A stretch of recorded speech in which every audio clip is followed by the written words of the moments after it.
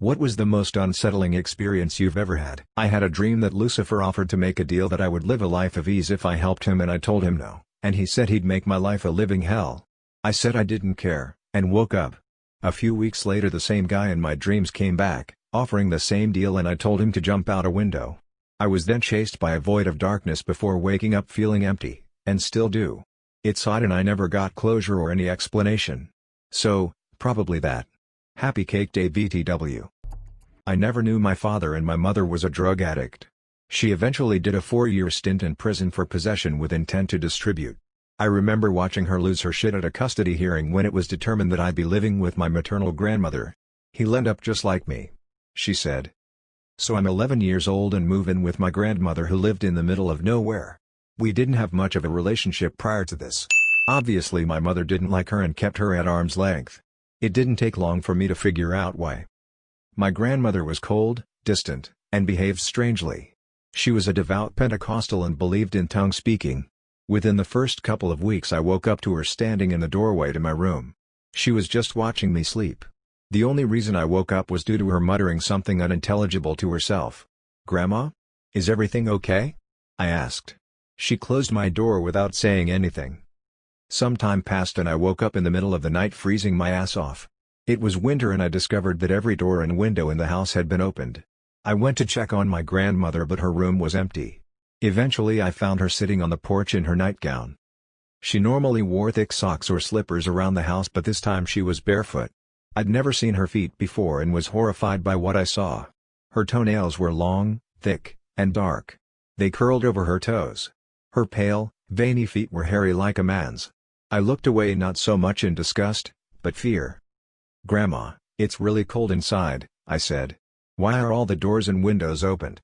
She turned to me and said, "You ought to be quiet now and go back to bed. I can hear things in the wind that no one else can. I need to hear the wind tonight." I went back inside, put on warmer clothes, and tried to fall back asleep. I could go on and on about all the weird, fucked up things my grandmother did, so I'll conclude with this last story. I had a half day at school once and apparently she forgot about it. The bus dropped me off, and as I approached the house I noticed one of the front windows was broken. I decided to investigate and walked around the perimeter of the house. As I got close to the backyard, I heard my grandmother's distinct muttering again. I peeked around the corner of the house to see what she was doing.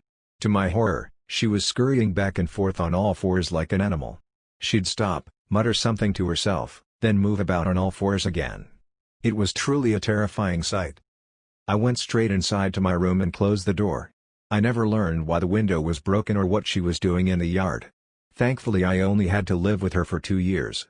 She passed away from a stroke. I went into foster care for the remainder of my mom's prison sentence, plus an extra year to see if she could stay clean and get back on her feet.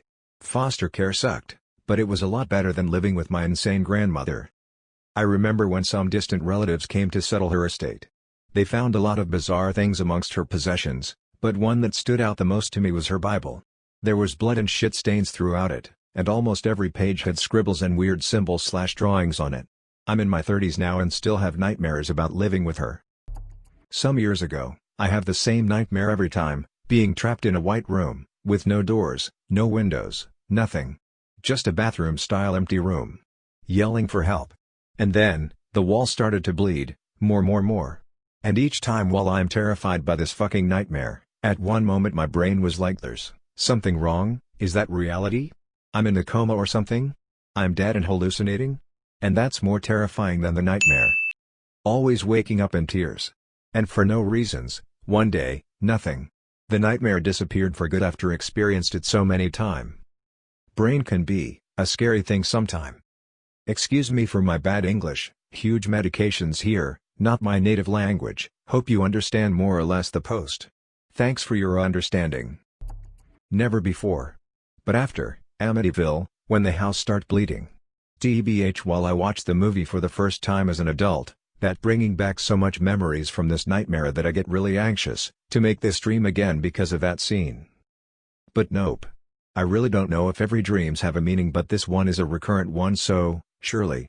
But I don't know why I've realized every time that something feels really off, with my brain being mostly conscious and can't stop asking myself I'm trapped in the dream for life? It's the afterlife, I'm dead or something? Being trapped in something bad with no one to help is really the best description of my life. Very violent half-father when I was a kid, alcoholic because of panic attacks and depression during 6 years as an adult, 20 to 26, being in a toxic relationship, being cheated while I'm in the worst state ever. Now I have a cirrhosis and I'm trapped with death, anxiety and high medication. So one way or another, it might be because of that at one point. Feeling powerless. The anxiety of being trapped with no issues but death or really bad things. The only thing that I can't explain is, the situation's still the same, even worse. But the nightmare never showed his nose again for some years. What a fucked up brain. Sorry for the long post. Had this happen as a little kid in a nightmare. Had a nightmare, woke up in my bed in my house, mustered up the courage to run to my parents' room to sleep with them, and when I got there their bed was empty and there was a horrific sound coming from their master bathroom. I awoke for real this time in absolute terror back in my own bed and was completely frozen in fear, not being able to even trust my own house/perception of reality. I finally fell back asleep after an hour and a half of just being terrified in my own bed. Oddly enough, in the long term it helped me a lot. Once I realized I was able to go back to sleep and not have further nightmares after, I no longer felt the need to go sleep with my parents every time I had a bad nightmare. I'm sure this made them as happy as it made me happy. Lol. One night, I was trying to lucid dream without losing awareness, WILD. I spent about 20 minutes moving in and out of sleep paralysis. I became frustrated, gave up, rolled over, and threw my blanket over my head. Then, I felt paralysis coming on again and figured I'd give it one last shot. This time, it felt like I was right at the threshold. I was upset when I found myself coming out of paralysis back in bed, which was extremely comfortable. Very comfortable. I heard rain and looked at my window. I could see it and it took me a few seconds to realize my blanket was still over my head. I also realized my eyes were closed. So, I put my hand in front of my face and I could see through that too. I spent the next 20 minutes, exploring, smashing things, altering my environment, etc., but it was so close to being awake. Like living with God mode where the whole universe is molded by your desire and expectation. I guess what I'm saying, if this happens to you, you can use it like a springboard into full dream control. Getting in the habit of reality testing when you wake up should do it. A bunch of years back I kept having these odd dreams where I would wake up and go about my day and then I'd wake up and be back in bed. It was really weird and made me late for a lot of things during that time, and sometimes reality felt kind of blurred. Anyway, right around the time I had a strange dream/experience that still freaks me out. I was having a dream and in the dream I was in my room.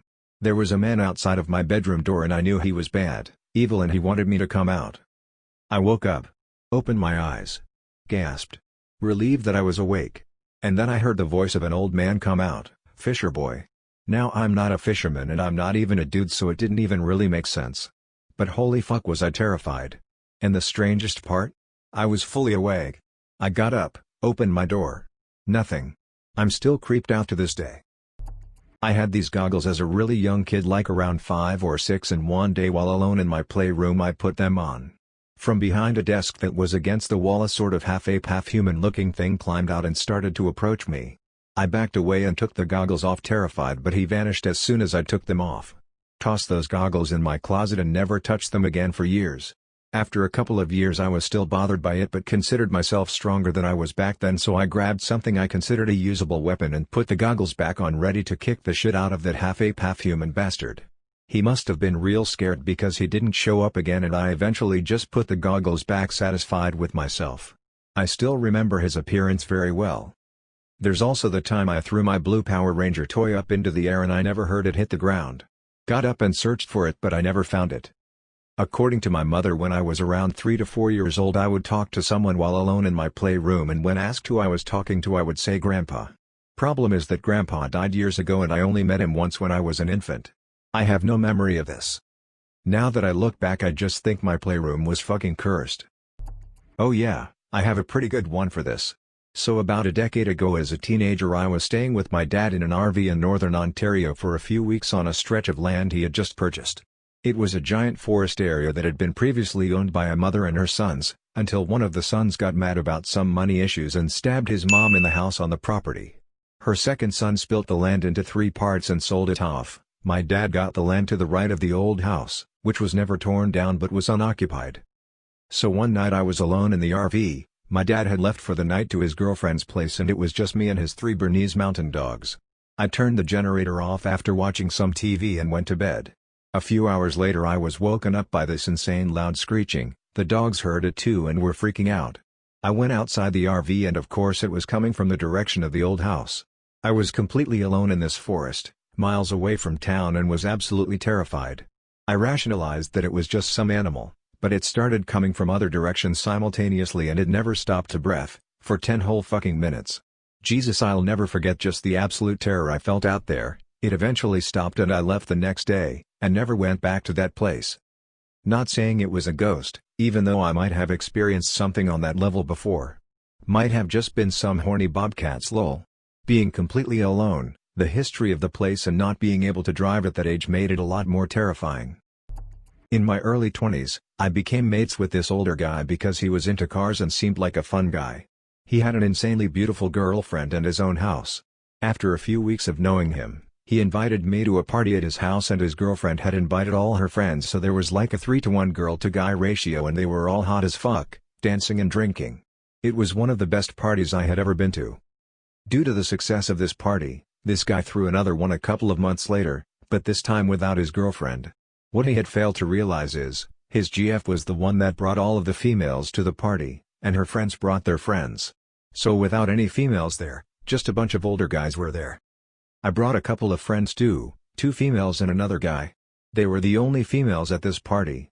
While my older guy friend realized his mistake and tried to get his GF to organize her friends again, this bunch of guys were staring at my female friends like lions staring at a gazelle. They started talking a bit forward and ignoring me and my other male friend. They would have easily taken us out. I tried to get my friends out of the house, but they kept blocking us. My older guy friend was also trying to defuse the situation but in a half-assed way, like he didn't want to piss off his own friends but he knew the tension was escalating rapidly.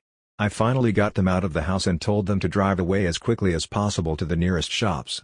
A couple of the older guys cornered me and we got into a bit of a shoving match.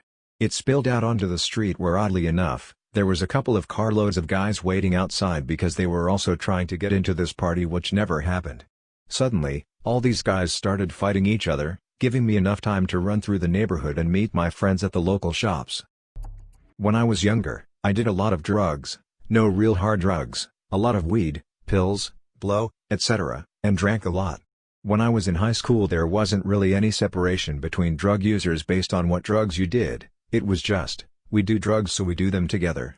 I was getting high and for some reason there was a large amount of tweakers in this group this day. Now, for me, when I was on drugs, if I was hanging out with tweakers, even though I didn't do meth, when they started getting twitchy, paranoid, and seeing shadow people, I got paranoid as all hell too. So that's what started to happen. There were about 8 of us. I was doing pills, 5 people were on meth and I didn't know what the other 2 were on. The tweakers got twitchy and started thinking people were following us and kept pointing out, different, all black cars, saying they were feds or whatever. Well, we dipped down a back alley and came across some grown-ass tweakers. Like 35-year-old men. We're paranoid as all hell, these guys are paranoid as all hell, and we just stared at each other for about 30 seconds until all hell broke loose. One of the guys with me started screaming at the other guys that they were following us. They started screaming at him to shut up, and before I knew it 4 guns were drawn. The 2 guys with us not on meth and I hit the bricks and the tweakers all kept yelling at each other. The 3 of us on the ground started army crawling out of the alley. As soon as we were cleared of it we heard the shots and we jumped up and ran. All of the tweakers we left behind were at school the next day and I never asked what happened, so I still don't know who fired first or if anyone actually got hit. Fucking trippy shit. Really bad storm came in and ripped our shitty little metal shed off its foundation. Month or 2 later, Dad and I go out to just tear it down completely, tossing the metal panels that make it up, to the curb. An older gentleman who lives down the road a bit drives by and asks if we are keeping the metal. We say no and GE asks if he can take it, we say sure. He tells us he is going to get his son and they will come help us take it down the rest of the way and then take the metal. He comes back a few minutes later with his son who is roughly in his 40s. Right away the son gave off a weird vibe but I didn't think much of it. We get to the last 2 panels, just one bolt is holding them together, we turn, and turn, and turn but no luck. The son speaks up for the first time. It's hard to convey a person's voice through text but, if you've seen Full Metal Jacket, think of the way Gomer Pyle says, "Hi, Joker" in the bathroom scene. He says, You know I sure wish we had one of those hammers, with the claw on the end. You can really rip a screw out with one of those. A chill went up my spine, just the way he said it, the emphasis on certain words, and that chuckle. All I could picture was this dude bashing someone's skull in with a hammer, prying it apart with the claw end. It got to where we just started bending the metal around the bolt and finally the pieces of metal that it was threaded through snapped and we were able to separate them. We all breathed a satisfied sigh and then the son spoke again. Well, that's one way to skin a cat. Another chill, the choice of words, and the way he said them. I know that it's totally possible that the guy just had a weird speech pattern, but I've never felt so uncomfortable around another person. I used to work overnight at a hotel a block from the interstate here in the US. Other than guests, I was completely by myself. In the off-season, sometimes I'd be the only one in the building. Once I had an old guy come in around 11 at night. He seemed normal and asked about room rates. I told him and he wasn't sure he wanted to spend that much. He said he'd go have a Sig 6 and think it over and asked if I'd like one. He seemed harmless and I was a smoker then, so I said sure. We go out front and his conversation got slowly crazier and crazier. Over the next 2 hours he told me about how he used to be in the CIA, how he'd had to kill his friend's dad so now his friend was out to kill him, our government was conspiring with biker gangs, China was going to invade and rape and kill us all. And so on. He kept reaching into his jacket and saying, "Don't worry, I'm not going for a weapon." Which did not put me at ease. Finally the phone rang, so I was like, gotta go, and ran inside, but he ran in right after me before I could lock the front door. He didn't come behind the desk, but he started banging on the counter yelling about how they were going to come and kill us all. I just stayed very calm and said I sure hoped not. He then started to cry and told me what a good girl I was. He said, "You're number one." I said thank you. He said, "Say it." I said it. He said hold up one finger. I did. And then he walked out and I immediately locked the front door, went into the back area and locked that door, and called the cops. They went and talked to him but said he had a bus ticket and was waiting for the bus, so they were basically going to let him be the next town's problem. Awesome.